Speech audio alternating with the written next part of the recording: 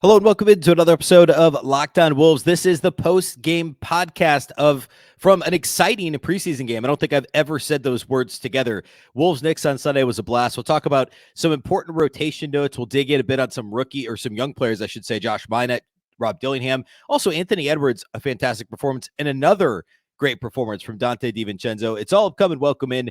You are Locked On Wolves.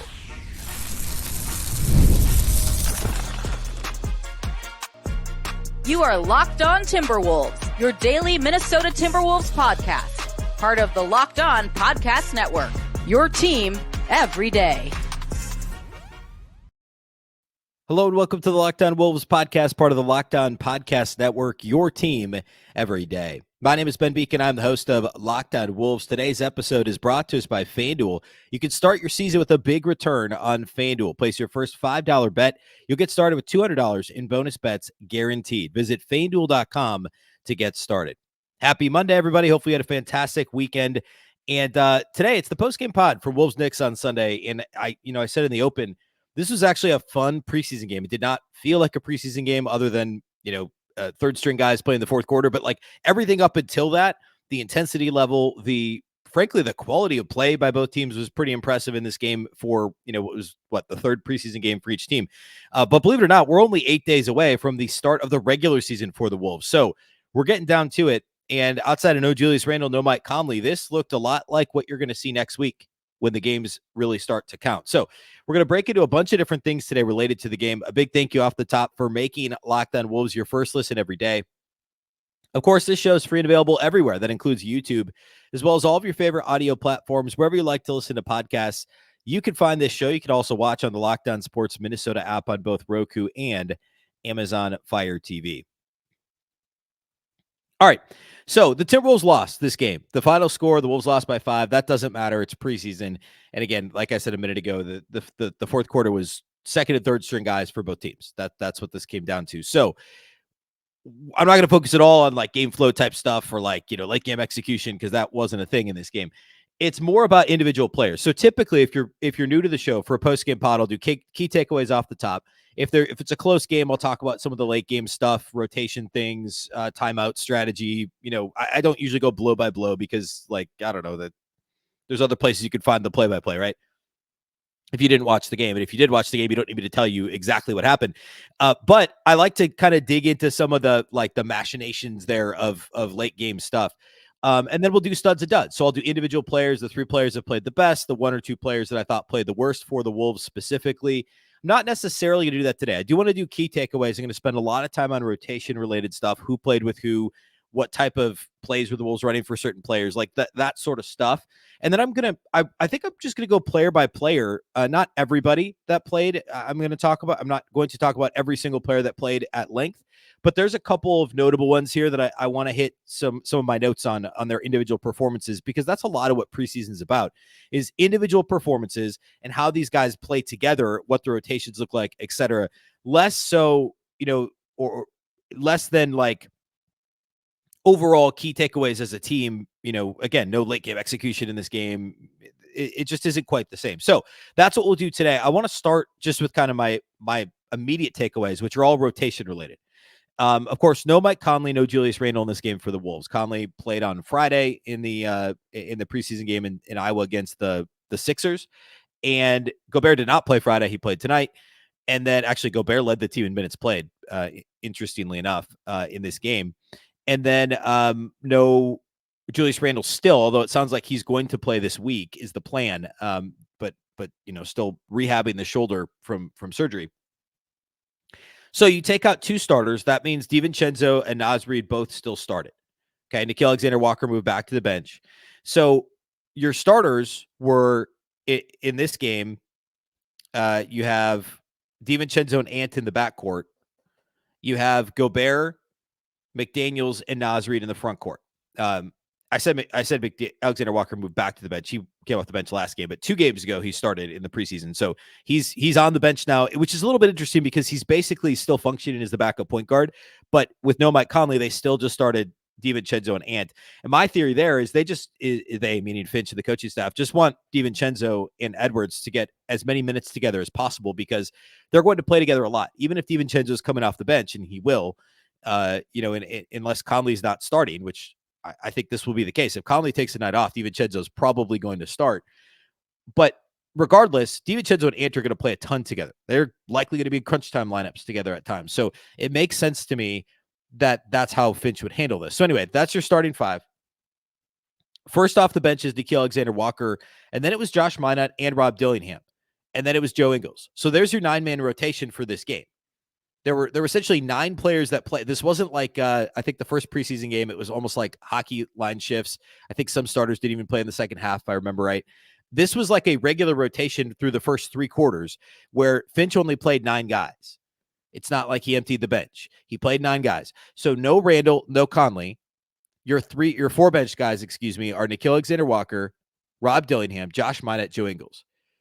So if you add in Randall and Conley, that's 11 guys. I've been saying over the past several weeks, or at least since the trade, I guess, that there's your top 11 anyway, right? Like you're only going to play 9 or 10 in most regular season games. And 10 and 11 are going to be kind of in flux. And sure enough, that's what we saw here. In some order, it's clearly Joe Ingles and Josh Minott as your 10th and 11th guys.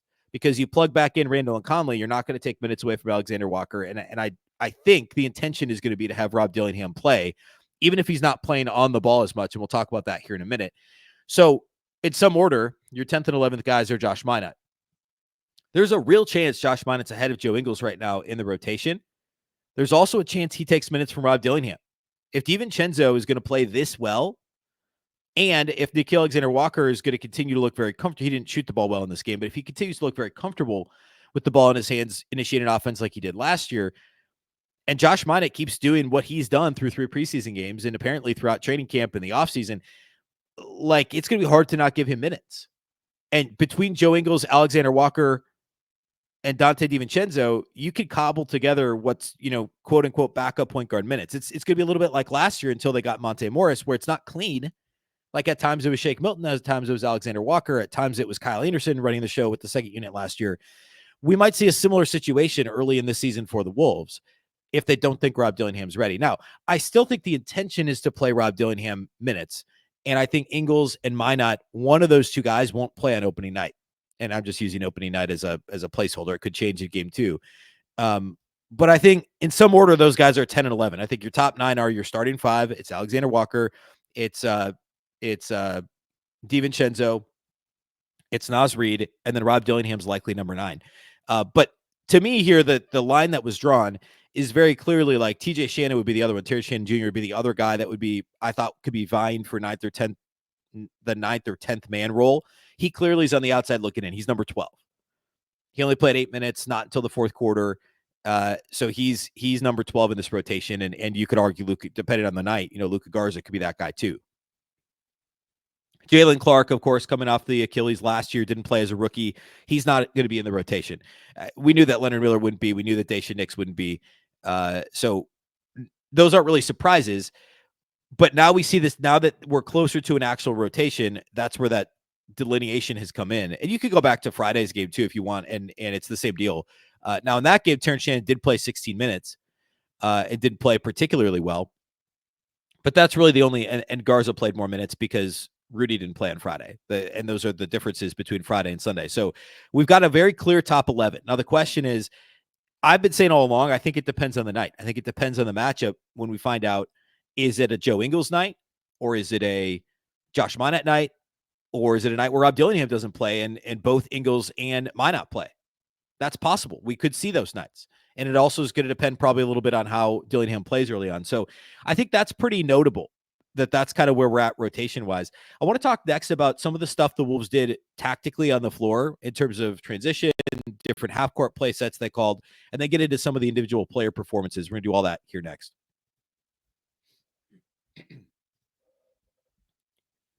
Today's episode of Locked On Wolves is brought to us by our title sponsors over at FanDuel. Hey, NFL fans, you can start the season with a big return on FanDuel. America's #1 sportsbook. I know the NFL season is now about 6 weeks old. You could also do the same here at the start of the NBA season.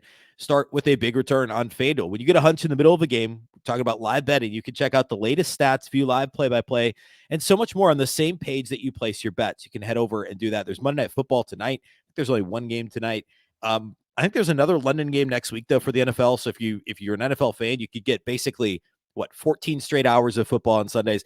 And also, we're only a week from tomorrow, away from the start of the NBA season. Of course, live betting for NBA is awesome too. We talked about the win totals over at FanDuel on this show. The Wolves are still at 52.5. I would still take the over on that, even after the cat trade. The Knicks went up from 53.5 to 54.5, which I think is entirely plausible in the Eastern Conference. Outside of the Celtics, you need a healthy Joel Embiid and a healthy Giannis to be too worried about not hitting the over on that. And I don't know that I'd bet. I don't know that I'd bet on the under for the Knicks. I think they're going to be really good in the regular season. You can get started over at FanDuel with $200 in bonus bets guaranteed when you place your first $5 bet. Again, just place your first $5 bet. You get $200 in bonus bets guaranteed at FanDuel. Again, that's FanDuel.com.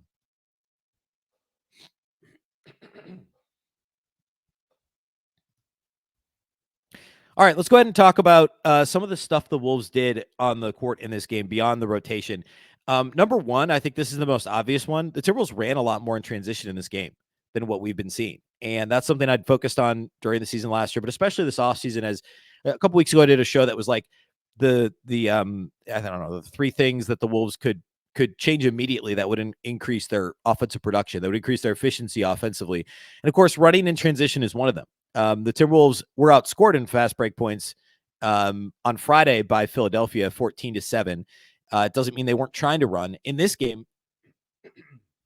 against the Knicks, the Timberwolves narrowly outscored the Knicks 21-19 in fast break points. And this wasn't like a traditional sloppy preseason game where just like guys up and down. There were certainly sloppy moments. There are in every NBA game. But this was actually pretty well played. And both teams were getting out in transition. Both teams forced turnovers from the other team. The Wolves actually scored more off of turnovers than the Knicks did. The Wolves scored 13 points off of 12 Knicks turnovers. The Knicks scored 7 off of 12 Minnesota turnovers. Now, it's not always as simple as like, oh, they just got back better defensively. But I actually think the Wolves pushed all the right buttons in transition on both ends of the floor in this game. Remember, a couple of years ago, the Wolves were miserable defensively in transition. Last year, they were very good, and they didn't push the pace themselves hardly ever because they were so concerned with slowing the pace down.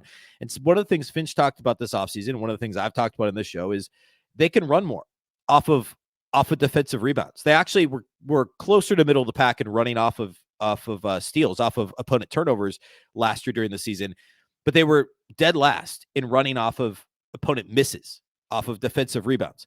They actually tried to do that a little bit in this game, and they continued to run after turnovers. And I think that's going to be key this year for Minnesota to get some easy buckets. And guys like DiVincenzo, like there was that one play, I think it was like late first quarter. It was Ant and I don't remember who it was, Ant and McDaniels maybe, that forced Brunson into turning the ball over. Ant picks it up, pushes it ahead to DiVincenzo, and then I think that's what. And then Ant ended up in the corner getting the pass from DiVincenzo and knocking down a three. That was the perfect example of like turning defense into offense. And I know that seems very elementary, but the Wolves were, I said earlier, middle of the pack. It was more like 20th or so in the league.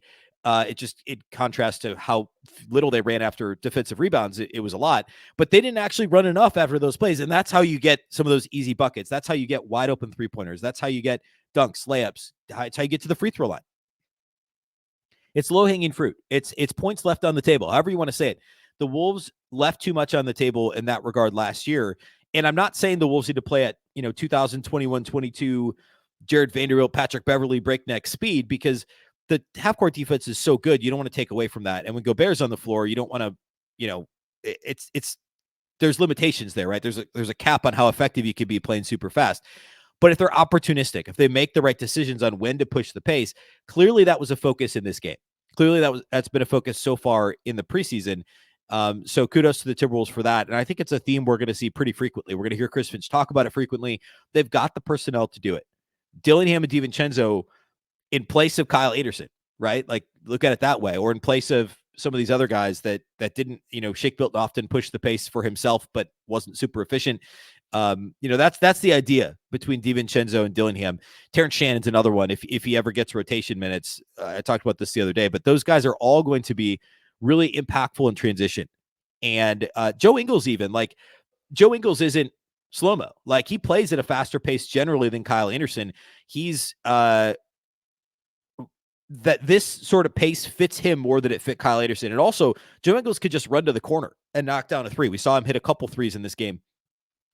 That's what his role can be. He doesn't have to be the one with the ball in his hands, although he could do that too. But he doesn't have to be the one pushing the pace on the break. Oftentimes, Kyle Anderson would have the ball in his hands, and it would go into this slow motion Euro step push shot, or it would just get pulled back out and they wouldn't actually force the issue. I think that this team overall this season, the personnel is better suited to playing at a faster pace. Another notable thing is I don't have I didn't fully chart this out, but it certainly feels like, and I guess this is a little anecdotal, but it certainly feels like the Timberwolves are calling more plays in the half court for movement shooters.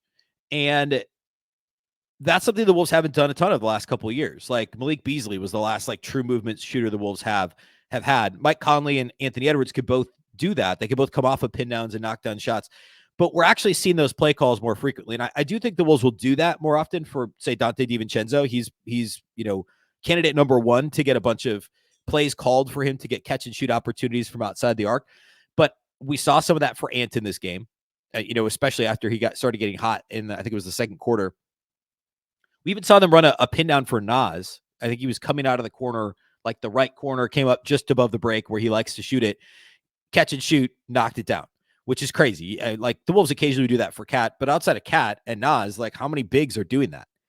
And obviously DiVincenzo and Conley didn't play in this game, but those are your four candidates. And then eventually maybe Rob Dillingham, eventually TJ Shannon. He's not quite the same level of shooter as those other guys, but they have the personnel to do that.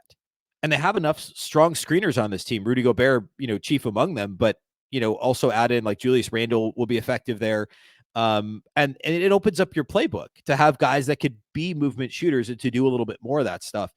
And as I've been saying since the draft in June, every single player in this rotation, besides Rudy Gobert, is an league average or better 3-point shooter. And Julius Randle may fall slightly below that threshold, but he's a willing shooter and he has the range to do it. But everybody on this team, and DiVincenzo is the most dangerous of them.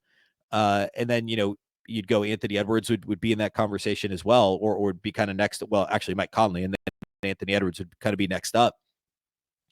And Ant, by the way, even though he's league averagey in terms of his overall percentage, the catch and shoot's great for Ant. And he's actually a pretty good pull-up jump shooter or 3-point shooter as well. It's just he takes a few too many of them, and that drags down his overall percentage. But he's north of 40% catch and shoot. He's a very viable catch and shoot option, and I think the Wolves running him off of pin downs, and that's a way for him to get some easy looks and get himself going. If nothing else, if the Wolves run a couple of early pin downs for Ant and he gets catch and shoot, mostly open opportunities, that's going to open up.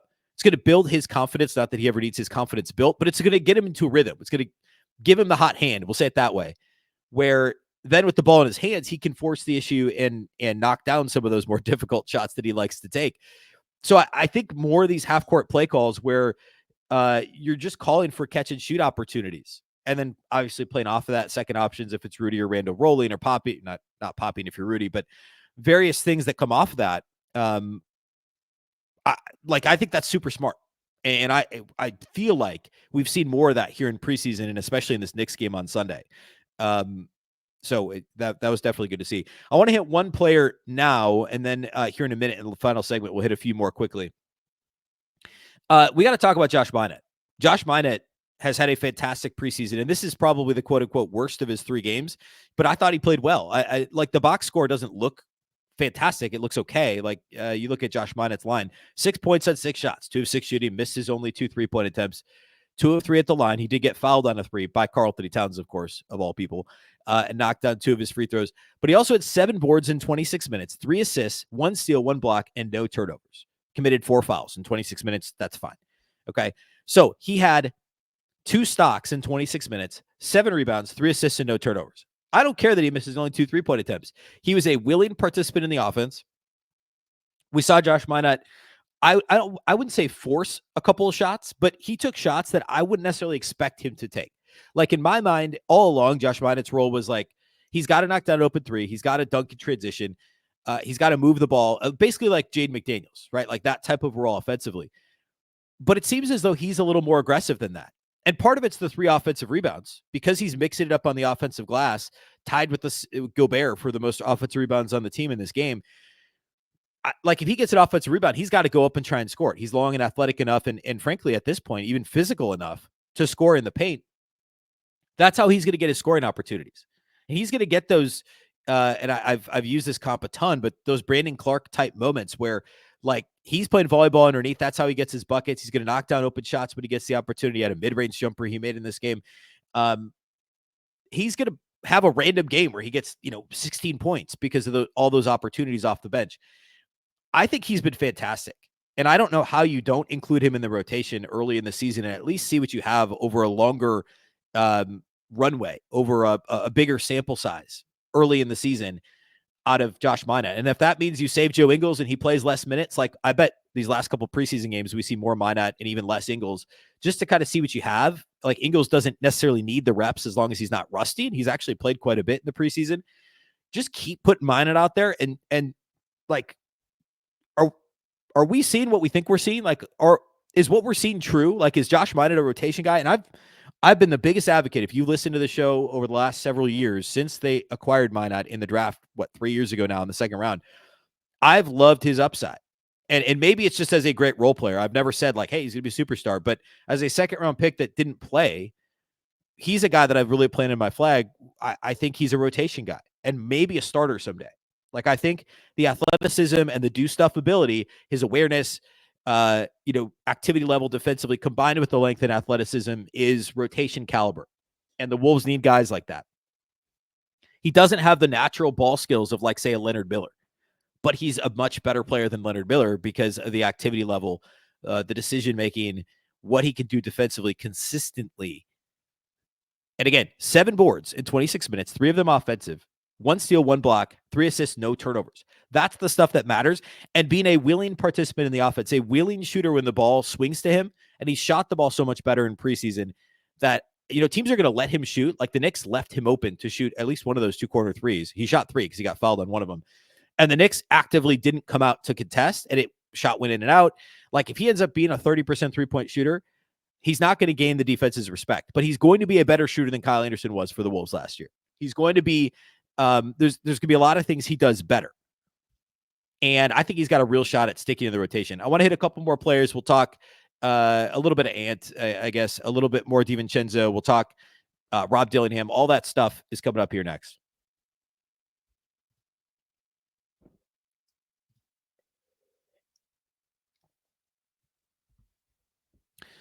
All right, Anthony Edwards. We got to talk about Ant just because he scored so much in this game. Ant ended up with 31 on 11 of 19 shooting, 8 of 13 outside the arc. So 13 of his 19 shots were threes, which is totally fine. Like, what did I say in the offseason about Ant? And I haven't done his player preview for the season yet. And with as many preseason games this week as there are, we'll see how many more of these we really dive into before the season. But like, what did I say? I said if he could take one of his mid-range jumpers and make it a 3, and one of his mid-range jumpers per game and make it an attempt at the rim, we're talking a 30-point per game score and one of the 10 best players easily in the league, which he's probably close to that anyway. I know he was top 10 all NBA, like his second team all NBA, so that implies he's top 10. I think he's in the 10 to 12 range probably overall. Another conversation. The point is, if he could just take those mid-range jumpers, which I know he can make, and in a tough spot, end of shot clock situation, end of quarter situation, end of game, if he's got the right matchup, fine. Shoot a turnaround jumper from mid-range. Try and be Kobe. Try and be MJ. Try and be Kevin Garnett, right? But generally speaking, if he takes 2 of those shots and one becomes outside the arc and one comes at the rim, how much more efficient will this guy be? Now, he only attempted 2 free throws. It's preseason. He's not like trying to dunk on guys. He's not trying to get that contact. But he was playing really hard in this game. We saw the defense he played on Jalen Brunson, clapping the hands and flexing after forcing an end of shot clock miss. During live play, by the way, as the ball's still bouncing around, he's flexing on Jalen Brunson. Like, you love to see the intensity from Ant. The shot selection I was fine with. I'm assuming in a regular season game he gets the rim a couple more times. He had a couple nice, he had a floater from the free throw. I think he hit 2 floaters in this game. And if that's a thing that he's added to his game, Clearly, it's something he's worked on because he hasn't done a ton of it in the past. I mean, if this is like the classic add something every summer, right? And if he's added a floater, like I hope he doesn't fall in love with it. I haven't seen him shoot a bank shot this preseason. It's possible I missed one. But like bank shot last year was like he was obsessed with it early and he didn't make enough of them to really justify it. But it's one of those tools. If you have it in your bag, great. Just with the floater, like one of them a game, fine. Don't fall in love with it. But if you have the tool in your bag, if you could shoot the bank shot from 18 feet, if you can shoot the floater from 12 feet or further, as he did in this game, and you could shoot off the catch, and you could shoot off the bounce, and you could dunk on guys, and you could, all these different tools. And Ant continues to show us more and more and more. 31 points on 19 shots, 8 of 13 on threes, 2 boards, 3 assists, 3 turnovers in this game for Ant. But I thought he played really well overall and was pretty locked in defensively when he had the opportunity. Oh, that reminds me. One more thing going back to Josh Minott from last segment. Minott did end up on Jalen Brunson. The first time he guarded him, he got beat off the dribble. And Jalen Brunson's really good. He's quick, gets his head and shoulders past you, and it's over. But then there were a couple times he shut him down, and there were at least 3 opportunities where at the rim. One was Brunson. One, I can't remember who the other ones were.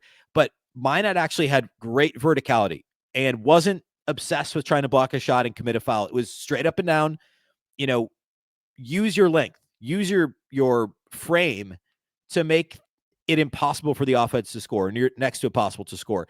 And Minott showed great ability in doing that. And I thought he held his own when he was matched up against Brunson. Talked about DiVincenzo a little bit. 15 and 7, 6 of 11 shooting, 2 of 5 outside the arc. Got to the line once, hit a couple of nice shots in the paint off the dribble. Hit a tough layup right after halftime. Hit a floater mixed in there too, I believe. And of course, he had the post-game words with Rick Brunson, former Timberwolves assistant, who's got a bit of a checkered past himself. And, of course, the dad of Jalen Brunson, former Tibbs assistant in Minnesota. All I'm going to say about that is, like, DiVincenzo, that attitude is going to be great for the Wolves. The never back down. Of course, there was the free throw line stuff he was yelling at Tibbs about. That's what happens when they let you be in charge. He was yelling something like that to Tibbs while he was shooting his free throws. It fits perfect with Ant. Those guys are going to play great together. They're going to love playing together. Ant was asked after the game about it, and he in as many words said he loved already playing with DiVincenzo, and it was going to be a ton of fun playing together. It's a perfect backcourt duo. It really is. And the Wolves needed a little more of that edge, and DiVincenzo brings it. And I'm on record as saying I thought the Wolves ceiling was lowered for this season without Karl-Anthony Towns, with Donte DiVincenzo and Julius Randle. I'm also on record as saying I think this team will win a similar number of games. I just think the ceiling's a little bit lower. But the Randle and DiVincenzo edge is completely different than what Karl-Anthony Towns brings. And having those two coming off a season, well, in Randle's case, 5-6 seasons in New York.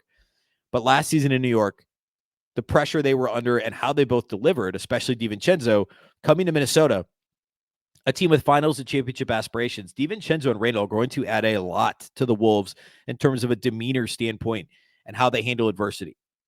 I truly believe that. And the rest of the team was just through the playoffs. It got to the conference finals and was through some adversity of their own and won the game 7 on the road to comeback win over Denver. Like, this team has the right mix of personalities and guys, in the locker room, I think, to really be special this season. Couple other quick ones. Jaden McDaniels struggled, foul trouble in this game. The officiating was awful. Way too ticky-tack. I don't understand the whole, setting the tone for the season in the preseason? I don't know. There were, 50 total fouls called in this game? It was absurd. Total personal fouls called in this game. Jaden had 5, so he only played 18 minutes, was 1 of 5 shooting, did knock down a 3 in the second half. So, a couple of those were bad fouls that he took. He shouldn't have left it up to the officials. Like, just don't, be more careful. Like, that's clearly a Jaden McDaniels thing that needs to continue to be worked on. But the officiating was bad. It was bad both ways, just way too ticky-tack and no flow at times to this game. That overall was a fun game to watch. I thought Rudy looked pretty good. He did have 3 turnovers, but he had 9 and 10 in 28 minutes, 9 points, 10 rebounds. Ended up with the ball in the short roll, maybe more than I'd like to see him get the ball in the short roll, and the Knicks were prepared for it and were jumping to the corners and clogging passing lanes that Rudy would turn and try and look. And that led to a couple of turnovers. Rudy, a little too much of ball in Rudy's hands on the move in this game, but that happens sometimes. And overall, I thought Rudy played okay. We talked a little bit about Ingles. He played really well in his 17 minutes active, knocked down a couple of threes. Nikhil played well. He just missed some threes. 0-5 outside the arc. Jalen Clark looked good in his 8 minutes. Terrence Shannon, pretty nondescript minutes. Station Nick, same. Dillingham, real quickly. Rob Dillingham did not play well in this game, and he's had ups and downs throughout Summer League and the first 2 preseason games. This was a mostly down game for him. He hit one nice, I think it was a floater that he hit, but got caught in the air a couple of times in this game. Had one, one of those was ended up being a bad turnover. Only had 1 assist. Last game against the Sixers, he had assists and not really many turnovers. What did he have? 9 assists and only no turnovers last game. Didn't shoot the ball well. First game, he scored it a little bit better. This game, he didn't either. So, and also a couple ticky-tack fouls that he had to deal with. So, I think this is the roller coaster we're definitely going to see with Dillingham. The upside's obviously there. It's not, a fire alarm to be pulled at this point. And as I started with today on the show, there's a real chance he doesn't play rotation minutes right off the bat, right? I think he will, and I think that's the intention. But they have we'll call it a luxury of being able to play Alexander Walker, Joe Ingles, and DiVincenzo and Ant. All those guys can operate with the second unit. They played this whole game without Mike Conley. So they didn't have a traditional point guard. And by the way, when Dillingham was on the floor, he was very rarely actually running the offense. We saw a lot of Alexander Walker. I alluded to this earlier. But, we saw a few Dillingham, Rudy pick and roll opportunities and things like that. But for the most part, it was Alexander Walker initiating offense. So that'll be something to keep an eye on, too, as we move forward. All right. That's all we have for you today. Tomorrow, we're going to do some player previews. We're into the rotation now. We're going to talk about some of the end of rotation, 7, 8, 9 type guys. So mid to end of rotation bench guys in terms of previewing them. The Wolves next play on Wednesday. So we'll talk about that on Wednesday's show. But tomorrow we'll do some player previews. 1 week from tomorrow is the regular season opener. And we still have, 3 preseason games to go? Or is it just 2? It might just be 2. It's Wednesday, Thursday, right? Yeah. Wednesday at the Bulls, and then Thursday at home against Denver. That was the game that initially was Friday, but it got moved because of the WNBA finals that are Wednesday, Friday at Target Center. So Wolves, Bulls in Chicago on Wednesday night. Wolves home for Denver Thursday. So I'm sure we'll see a split. Nobody's playing back-to-back in terms of the Wolves regular starters, I wouldn't imagine. So we'll talk about that later this week as well. A big thank you for making Locked On Wolves your first listen every single day. Of course, you can listen to the show wherever you listen to podcasts. You can also watch on YouTube, and you can watch on the Locked On Sports Minnesota app on Roku and Amazon Fire TV. And you can follow on X at Locked On T Wolves and also at Beecken with 2 B's, 2 E's, CKEN. For your second listen today, find Locked On Fantasy Basketball. Become a fantasy basketball expert and get the edge over your league mates with daily tips from Josh Lloyd. Find Locked On Fantasy Basketball on YouTube or wherever you listen to podcasts. Once again, I'm Ben Beecken. This is the Locked On Wolves podcast, and we'll catch you next time.